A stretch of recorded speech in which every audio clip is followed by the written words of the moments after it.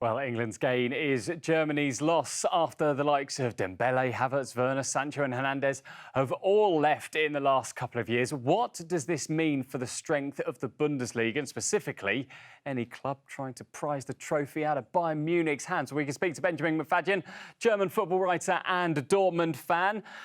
Benjamin, we know that Dortmund are a selling club. We know that that's how they operate, but this doesn't make it any better for the Bundesliga and trying to stop Bayern Munich winning an 11th title in a row next season.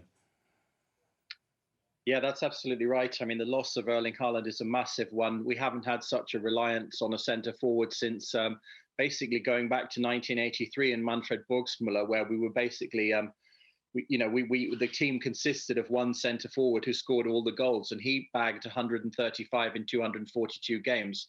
So it was a very similar ratio to what Erling Haaland has contributed at Borussia Dortmund. And Dortmund have been lucky over the years. They've managed to pick up Aubameyang, they managed to pick up Lewandowski, Lucas Barrios, Erling Haaland. We've had some superb strikers, but the issue is that Bayern are just in a very different league when it comes to money, basically. They pay 30% higher wages and they have a massive transfer budget compared to Dortmund, just simply because the region's a lot wealthier. So Dortmund is basically every year looking to pick up younger talents. And as Lars Ricken, the head of the academy, said, we don't buy the stars, we make them. And that's what Dortmund has to rely on, that model. And that is what Dortmund have done. They have reacted by making an instant signing. Tell us a little bit more about Karim Adeyemi, because he's been impressing at Salzburg, just like Haaland did. Yeah, Karim Adeyemi is a Germany international. I believe he's got 7 caps for Germany. He's a youngster in his early 20s. He's a very dynamic young player that can play on the wing. He can play as centre forward. He's quite versatile, which is exactly what Dortmund will be looking for. They're not looking to replace Erling Haaland one-to-one. Remember that Dortmund picked up Daniel Malen and also Youssoufa Moukoko, who has literally scored 300 to 400 goals from sort of under 15 all the way up to under 23 level. So the young Cameroonian Youssoufa Moukoko, if you like, is the designated heir of Erling Haaland. But unfortunately, he's been injured a lot. He's literally only scored 3 goals so far.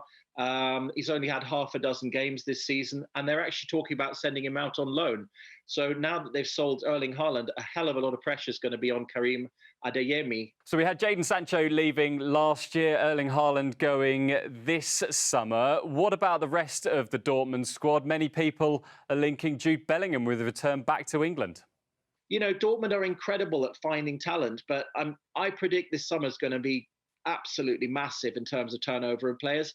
And will they sell Gio Reyna? Will they sell Jude Bellingham? If the price is right, Dortmund is sitting on 70 million worth of debt right now. They will be massively disappointed, in my opinion, about what they've actually ended up getting. I think Dortmund, to come away from basically what they were hoping for was in the region of up to 200 million, and to actually be getting only in the region of 60 million, Dortmund will be very, very, very disappointed with the deal as it's turned out, basically. And you can only guess, that basically this summer we're going to see more young talents come in. We've got Jamie Bino-Gittens, who's a young Londoner, 17 years old. He's come up from the under-19s. He's a player to watch. But at the end of the day, there's going to be a massive turnover this summer. I mean, we could go on for another hour talking about the players that are going to be dropped.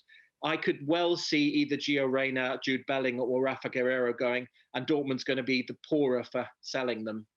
Benjamin, always good to talk to you. Thanks for joining us on the Football News Show. Thanks a lot. Great to speak with you. And if this hasn't satiated your Haaland hunger, the BBC Sport website and app has loads more. We've got a column from Micah Richards. We've got Haaland's best goals and chats with his old coaches. But that is all we've got time for now on the Football News Show. Thanks for watching. We're back again on Thursday. Hope to catch you then. Bye-bye.